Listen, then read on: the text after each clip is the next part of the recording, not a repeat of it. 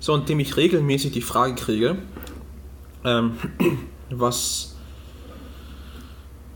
beim Besitzer im Revolver klappert, also beim Smith & Wesson.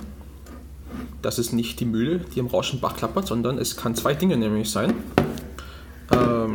Einmal entweder die Hammersicherung, weil dieses kleine Ding hier reitet hier drin, nämlich dieser Schacht hin und her. Und wenn es nämlich nicht eng genug ist, kann es da drin hin und her klappern.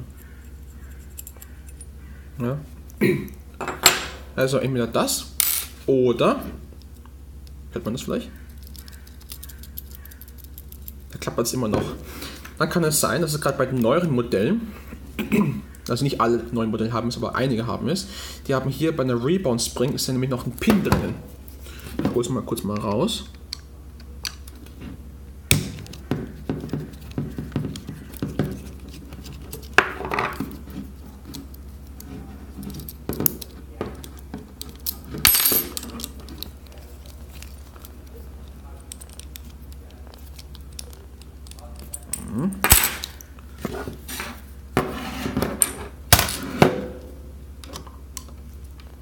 Vorsicht, dass die Feder nicht rausspringt. Mit dem Finger drüber. So. Und da drinnen ist nämlich dieser kleine Pin. Ja, und da klappert hier drin hin und her. Braucht man es wirklich? Nicht wirklich. Ja, also das sind die zwei Dinge, die klappern könnten. Nichts kaputt mit Revolver.